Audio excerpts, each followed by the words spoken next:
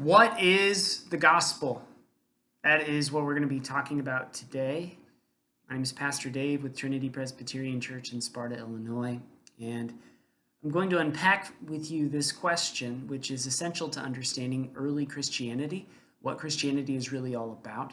If you were to ask an early Christian who had lost their job for identifying as a Christian, for continuing to worship with a local congregation, say in Asia Minor, which is in modern-day Turkey.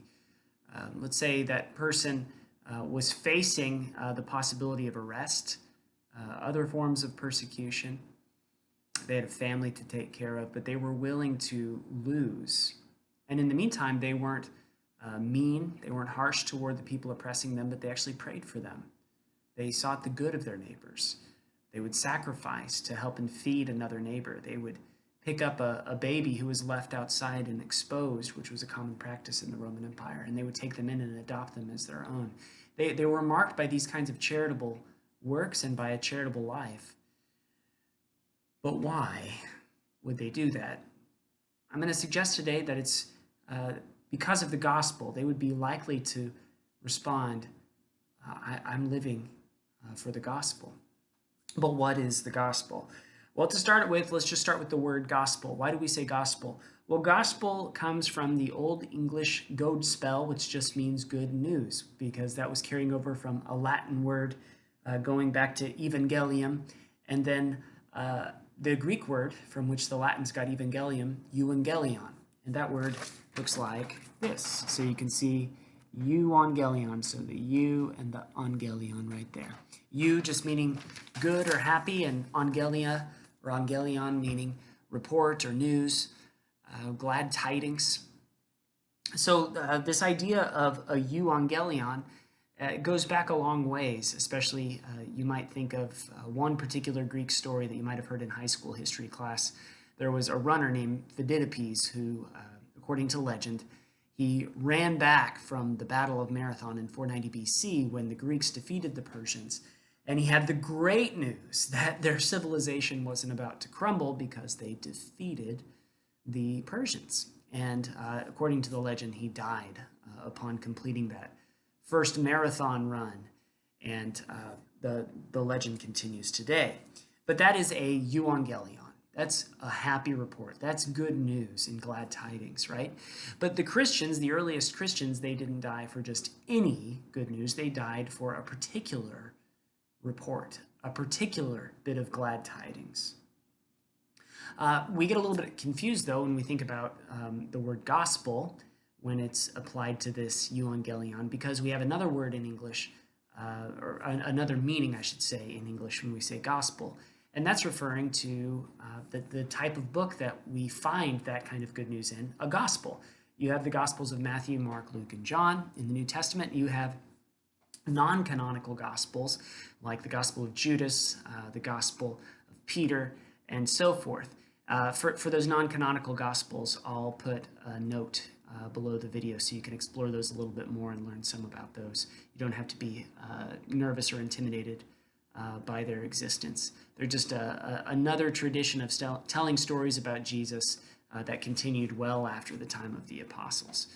But in any case, the earliest and most reliable Gospels are the ones you find in the New Testament, and they just come to refer to a way of speaking about the story of Jesus. It became sort of like a genre, so you might like to read and pick up a history, or you might like to pick up a romance when you go to the bookstore or the library.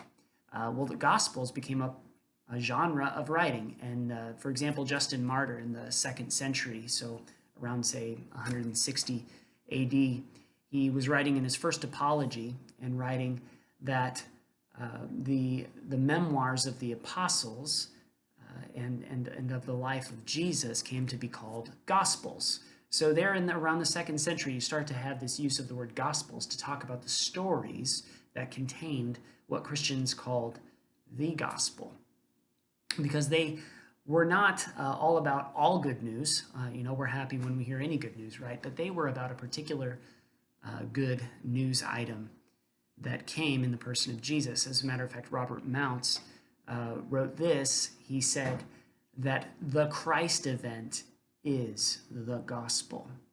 What does he mean by the Christ event? He means everything that Jesus came to say and do. That's what it says in Mark's, or it alludes to in Mark chapter 1, verse 1, where it says the beginning of the gospel of Jesus Christ.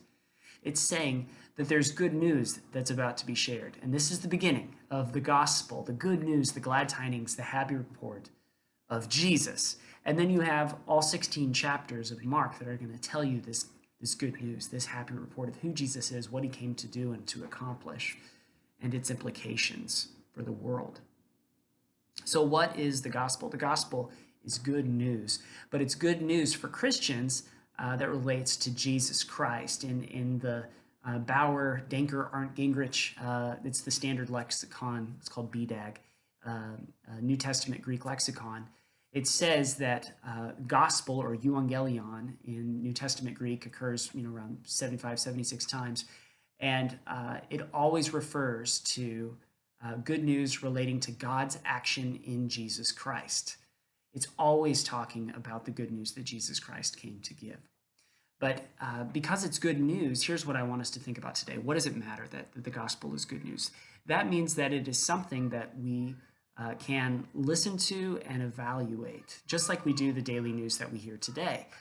Something that's a critical skill that we learn, hopefully, as we grow, is we learn the ability to think critically and to learn with a sensitivity to be able to recognize the credibility of sources, to realize what is hype versus what is the actual substance. And if there is good news in Jesus Christ, I just want to invite you today to think critically and actually discern this. As if you're a neighbor who's just peeking into Christianity, you may hear things like Dan Brown's Da Vinci Code. You may see certain scholars carted out at Easter and Christmas who are going to say this or that. But what if you would look into it yourself? What if you would look into the earliest sources of Christianity, and even of those coming right after the earliest Christians? I'll put some notes below the video for you to explore a little bit into some of those backgrounds and to get your feet a little bit wet.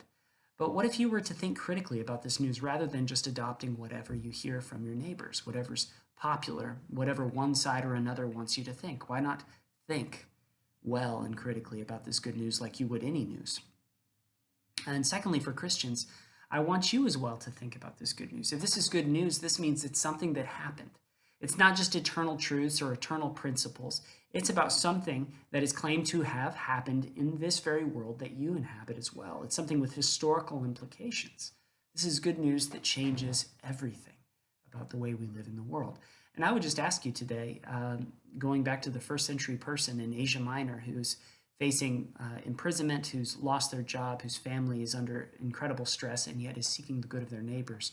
I wonder how your response to the gospel compares to such a person. Is your response to the gospel costly in any sense? Is it actually changing anything about your life? Because if not, I don't think you actually know what the gospel is, or else you don't actually believe it. So today I just invite you, whether you're a Christian or an other than Christian person, to explore the gospel, this good news of Jesus Christ. You might even start by picking up the Gospel of Mark and reading the gospel of Jesus Christ. We're going to be unpacking what the gospel meant to the earliest Christians as they used that word, euangelion, throughout the New Testament in 17 of the different books. And I look forward to unpacking that with you in a series of videos to come. I'll drop another one Wednesday. Until then, God bless.